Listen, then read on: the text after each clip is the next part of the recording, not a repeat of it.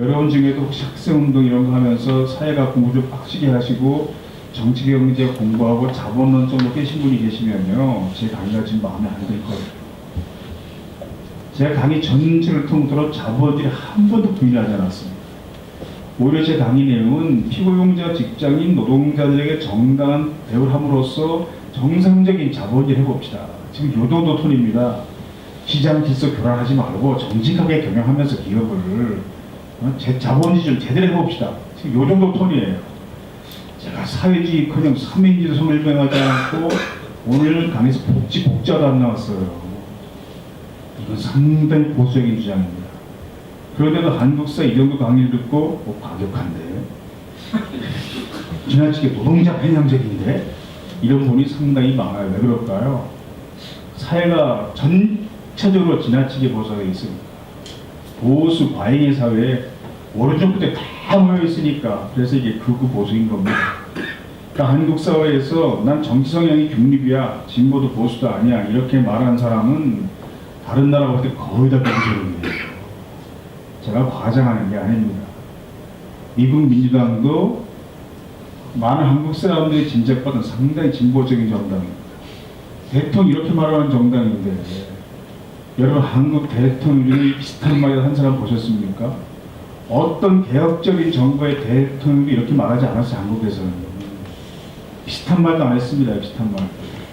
지금 우리 민주노총이 문재인 정부와 결정적으로 뻐그러지기 시작한 게 최저임금 제도 때부터입니다. 최저임금을 지금 15% 인상했다고 난리가 난 거예요. 그래서 속도 조절한다고 지금 그러고 있는 건데, 정부에서도. 오바마 대통령은 미국 최저임금 몇 % 인상했습니까? 행정명령 법안에서 51% 인상시켰어요. 미국의 최저임금을 150%로 인상시켜놓고 나서 우리 15% 인상했는데 지금 115%로. 그리고 의회 가서 의원들에게 뭐라고 얘기했습니까? 오바마. 잠깐 그대로만 보겠습니다.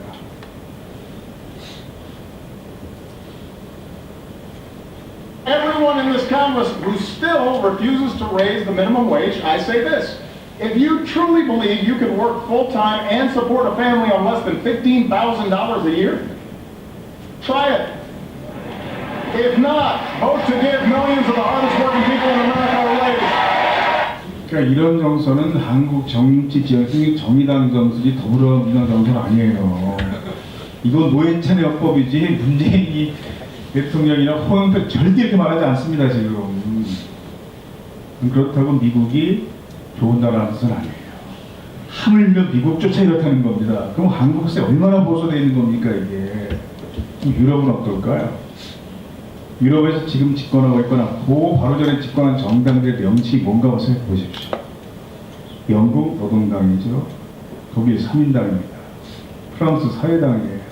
스웨덴 3인당, 덴마크 3인당, 노르웨이 노동당, 스페인 사회당, 아이슬란드 3인당, 호주 노동당, 뉴질랜드 노동당, 브라질 노동자당, 지금 현재 집권하고 있거나 과거에 집권했던 정당들의 명칭입니다. 그러니까 우물한 교훈이 벗어나셔야 할 조금만 넓혀서 보면 노동운동 중심의 진보 정당 여러 차례 집권한 경험을 갖고 있는 것이 매우 보편적인 상황이고, 그러한 경험이 전혀 없는 나라가 아주 특별한 예제 그런에 속하는 겁니다.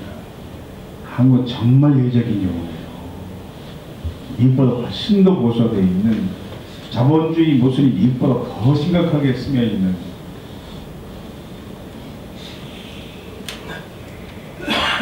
다른 나라들은 전체 근대 역사 속에서 이러한 성향의 정당이 집권한 기간이 절반 가까이 되는 거예요.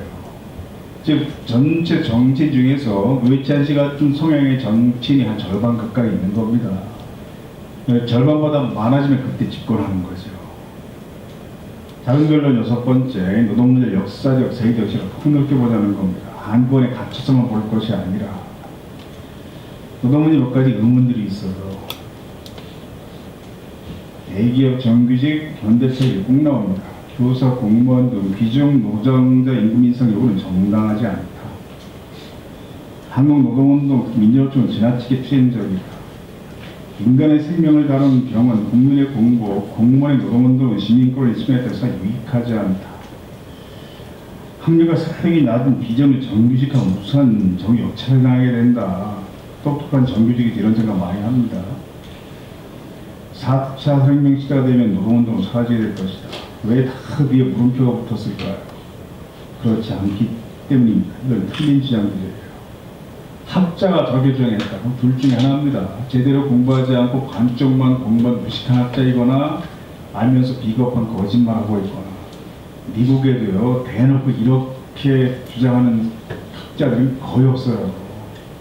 가장 보수적인 시카고 학파가 이 정도는 아닙니다. 한국 굉장히 많아요. 왜 그럴까요? 전 세계에서 식민지 40년, 분단 70년, 그 와중에 군사 정부 30년을 통과하면서 탄생한 대학 교수가 한국밖에 없어 그랬습니다. 이렇게 지식 인프라가 기득권자 중심으로 편성된 대학이 지구상에 거의 없습니다. 주류경작은 주로 꼭 그렇지는 않은데 경제 현상을 주로 기업의 시각으로 보잖아요. 자본의 시각으로. 그래서 주로 부자의 유익한 점을 많이 하죠. 대표적인 부자 감세론 이런 겁니다. 비주류 경제학은 같은 경제 현상을 주로 소비자, 노동자 시각에서 분석하는 편이고 사약자에 대한 주장을 많이 하죠. 대표적인 게 이제 소득주도 성장론이라는 게 비주류 경제학의 정책입니다. 근데 전 세계에서 대한민국만 소득주도 성장론이라는 표현을 쓰는 거 아세요? 이 영어 원문은 원래 뭡니까? 웨이지 리듬입니다. 임금주도 성장론이에요. 전 세계 모든 나라가 임금주도 성장론이라고 표현합니다. 근데 한국만 노동자 임금에 대한 사회적 저항이 워낙 크니까 문재인 정부가 이걸 할 수 없이 소득주도 성장으로 고쳐서 번역할 수밖에 없었던 거죠. 자영업자 수도는 한국 그래서 그렇게 하지만. 그럼 미국 대학에 주류경제학자가 많은 편이고 유럽 대학은 비주류경제학자가 많은 편이에요. 한국 대학은 어떨 것 같습니까? 그 주류경제학자만 있어요 그냥. 서울대 경제학과 교수가 33명인데 제가 정태한테 물어봤습니다. 그과에서 박사과정 그때 하고 있을 때니까. 야 33명 중에 지금 주류경제학자가 몇 명이냐? 33명이지. 이건 말이 안 되는 사람입니다 지금. 전 세계 어떤 나라 이런 대학은 없어요. 서울대학교에 딱 한 분의 비주류경제학자가 계셨어요. 누굽니까? 김유생 교수님입니다. 자본론 9% 다 번역하신 분. 정년퇴임 하시고 우리 성공회대에 오셔서 석자 교수로 계시다가 이제 갑자기 몇 년 돌아가셨는데 그 서울대 경제학과 부임 교수를 뽑아야 되잖아요. 교수 회의가 열린 날 우연히 술집에서 후배들을 만났어요. 서울대에 있는. 어떻게 됐냐? 4월달에 뽑자만 결정 회의를 빨리 끝내버리더랍니다. 왜 그랬을까요? 김유생 교수님이 3월달에 퇴임하니까 없을 때 뽑으려고. 33명 중에 한 명이 용납하지 않는 겁니다. 그래서 한국에는 세계적인 석학이 있어요. 경제학 분야에. 노벨 경제학상보다 경제학자들이 더 쳐주는 상이 뭡니까? 미르달상입니다. 이걸 장하준 교수가 받았잖아요. 캠브리지 대학에 있는. 근데 제가 아는 횟수만도 장하준 교수가 서울대 경제학과에 지금 5번 신청해서 못 들어오고 있어요. 지금. 제가 주류 경제학을 다 틀렸다는 게 아닙니다. 나름 일리 있어요. 또 그런 다양한 견해를 가진 학문이 좀 균형을 갖추고 있어야죠. 지금 경영학 공부하시고 아시겠지만 미국 경영학과 유럽, 일본 경영학이 좀 달라요. 그러니까 미국 경영학은 마케팅 분야만 취급하고 생산 파트를 취급하지 않습니다. 다른 분야에 맡겨버리고 한 기업 내에서 이루어지는 일인데. 근데 유럽이나 일본의 경영은 마케팅 파트도 같이 다루는 게 그 경영이잖아요. 지금 서울 주요 대학교의 경영학 교수가 200명이에요. 경영학 교수가 200명인데 그중 96%가 미국 박사입니다. 지금. 일본 박사 한 명밖에 없어요. 이렇게 지식 인프라가 기득권자에게 위안적으로 편성된 사회가 지금에 거의 없거든요. 지금 이런 내용의 보고서를 쓰는 지금 대학 교수들은 대기업으로부터 수억씩 프로젝트를 받고 있습니다. 그 사람들은 제가 볼 때 지식 장사꾼들이 진정한 학자가 아니에요. 제 대학 시험 내용을 한 학기 동안 이런 주장이 왜 옳지 않은가 하는 걸 데이터로 증명하고 노벨상들을 받은 각종 이론으로 반박하고 그런 내용들로 채워져 있다고 볼 수 있는데 한 학기가 시간이 모자란 편입니다. 이 기대어 살다 왔으니까 교과서 참고서가 있고 설명하는 것도 많이 있으니까 제 나이에 걸맞는 썰렁한 농담백을 비하하면요 60대인 제가 20대 했던 아재 개그를 이걸 표현하면 이런 주장들은 일리가 있으나 삼사가 없는 생각들입니다. 역시 반응이 별로 없어요. 얼핏 맞는 말 같으나 틀린 주장들입니다. 지금 설명한 내용 중에 희망적인 내용이 있었나요? 거의 없었습니다. 그런 상황 속에서 희망은 노동운동이다, 아직 희망을 버릴 때가 아니다, 이런 주장하는 책들은 누가 쓴 책들일까요? 제가 쓴 책들입니다. 전국의 대학생이 가장 좋아하는 이름이 제 이름이에요. 존경하지는 않습니다. 좋아할 뿐이지. 왜 그렇습니까? 대학생들 방학을 종강이라고 하잖아요. 내 이름이 종강입니다. 그래서 성공회대 학생들은 종강 파티 할 때 제 사진을 포스트에 넣습니다. 그리고 점점 세련돼서 요즘 이렇게 만들더라고요. 교직원 식당을 가니까 이 6장이가 붙어있어요. 총장이 서서 보고 있다가 내가 지나가니까 아, 내가 뭔가 한참보다 이재교가 알았네. 종강이구만. 그만 놀립니다. 총장. 이 책의 제목이 이제 강의 결론이에요. 강사가 강의할 때 자기 책을 홍보하는 것처럼 표한 모습은 없습니다. 근데 이 책은 살 필요는 없어요. 사지 마세요. 나온 지다 10몇 년 넘었습니다. 지금. 최근에 나온 책은 제가 소개하지 않겠어요. 다만 이 책 제목의 취지를 기억해달라는 뜻입니다. 그 갸륵한 뜻을. 지금 어떤 시대인데 지금 노동운동이야가 뒤떨어지게 이건 아니라는 거예요. 지금 4차 산업혁명인데 무슨 노동조합이야. 그런데 옛날 다 낡은 거지. 이건 멍청한 주장입니다. 왜 그럴까요? 이거 한 가지만 따져보겠습니까? 4차 산업혁명되면 노동조합은 어떻게 될까요? 우리가 지금 뭘 1차 산업혁명으로 규정합니까? 생산에 기계가 도입된 것이 1차 산업혁명. 이건 학문적인 논쟁이 다 정리가 됐어요. 그래서 기계 파괴 운동을 벌이고 막 그럽니다. 그 와중에 인류역사 최초의 노동력이 탄생했어요. 산업혁명이 없었으면 노동은 탄생하지 않았습니다. 우리가 뭘 2차 산업혁명으로 규정합니까? 전기 동력이 사용됐을 때부터 나중에 석유 내리니까도 같이 가세하고 이건 이제 학문적인 논쟁이 정리가 됐죠. 테일러, 포스팀이 전 세계 모든 공장을 다 관찰합니다. 두 차례 세계대전과 50년 세월이 흐르는 동안에. 그런데 잘 아시겠지만 이 모던 타임즈 영화에 잘 나오지만 이러한 시스템들은 기계 공정에 일하는 제조업 공정의 노동자들을 마치 기계처럼 일하도록 하는 게 가능한 공정들이잖아요. 이 과정을 통해서 금속 노동자들이 노동운동의 중심세를 형성, 전 세계적으로 한국도 마찬가지입니다. 가장 센 노조 어디입니까? 금속 노조예요. 제 딸이 학생회장을 할 때 이런 시청학 광장, 잔디 광장의 노동자 대회 이런 거 할 때 가끔 만납니다. 집에서는 잘 못 봐도 그런 데서 만나요. 한 번은 그 학교의 어떤 남학생이 노동 문제 동아리 활동하는 학생인데 저를 좀 알고 지낸 학생이죠.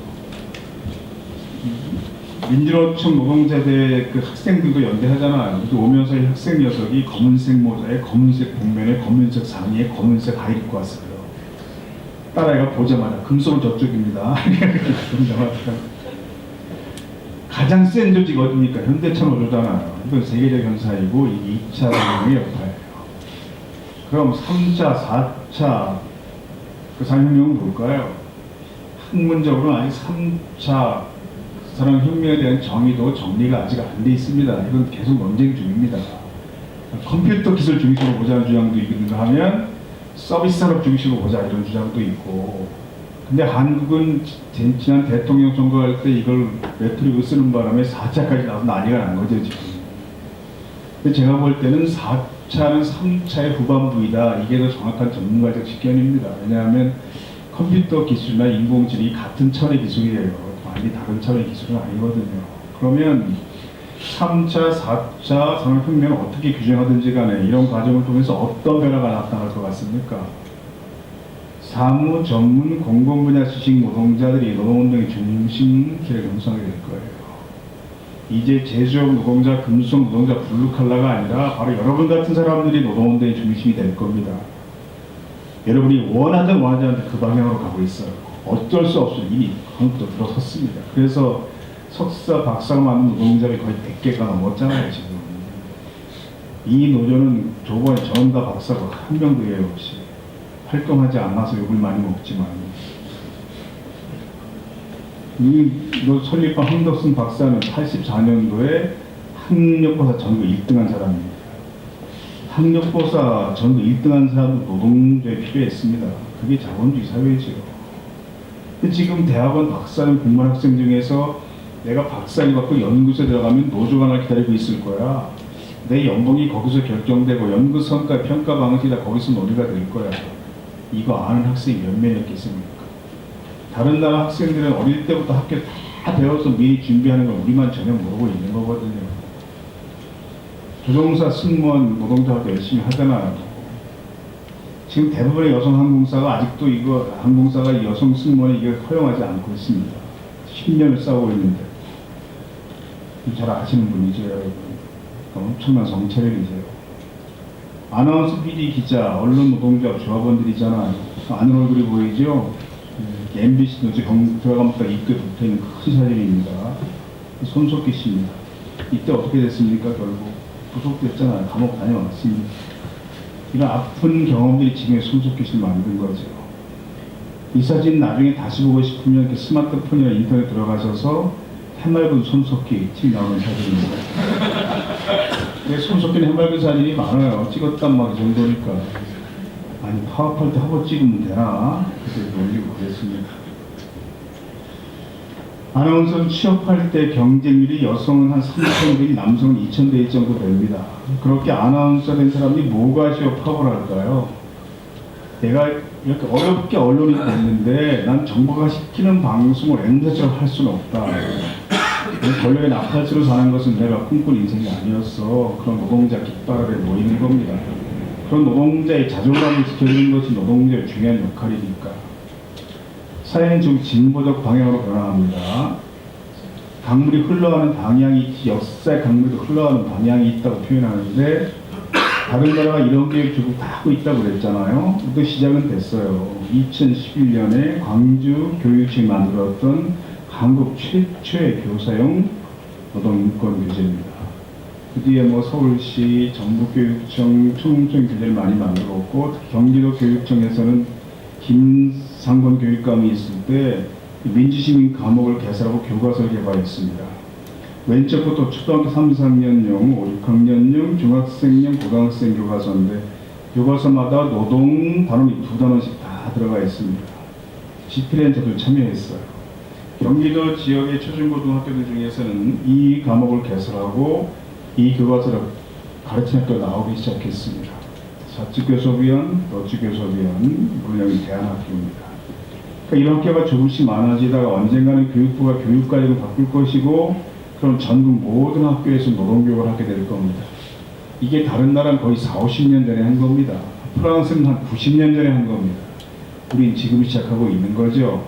왜곡된 역사와 사회 발전을 정체시켰지만 같은 방향으로 변하고 있는 겁니다. 느린 속도이긴 해도. 노동자라는 게 일을 하는 모든 사람들, 지금 나와 내 가족 모두라는 것을 이제라도 알아서 참 다행이다. 노동교육받은 한 청소년이 썼던 수감문입니다. 그러면 이렇게 깨닫는 청소년이 점점 많아질까요? 적어질까요? 많아질 수밖에 없습니다. 얼마나 빠른 속도로 많아지는가 이것이 문제일 뿐 이 방향이 뒤로 바뀌진 않습니다. 여러분의 한 활동에 시기를 좀 더 앞당겨 줄 수 있겠죠. 서울시에서는 작년부터 관내 모든 고등학교에 노동교육을 의무화하는 조례를 제정했습니다. 의회에서 조례가 제정됐다는 것은 앞으로 교육감이나 시장이 바뀌어도 이 사업은 계속 진행한다는 뜻입니다. 그리고 한 일주일 전에 서울시 교육청이 교사용 노동교육 지도서를 개발해서 발표했잖아요. 이건 자유롭게 다운받을 수 있도록 해놨습니다. 조선일보는 뭐라고 그랬을까요? 조선일보가 안 빠집니다, 이것 때문에. 바로 가르치는 소리도 참. 그러나 어느 쪽에 귀향되어 사회가 앞으로 나가겠습니까? 아무리 이렇게 해도.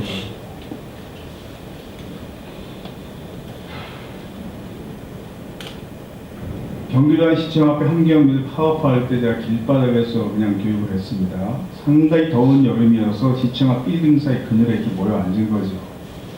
그런데 이날 시민 대표라는 사람이 몇 명 찾아왔어요. 아주머니, 아저씨, 할아버지, 할머니 5분이 오시더니 엄청나게 항의합니다. 언성을 피면서. 아니 지금 길거리 쓰레기 넘칠 때 청소 안 하고 뭐한 짓들입니까?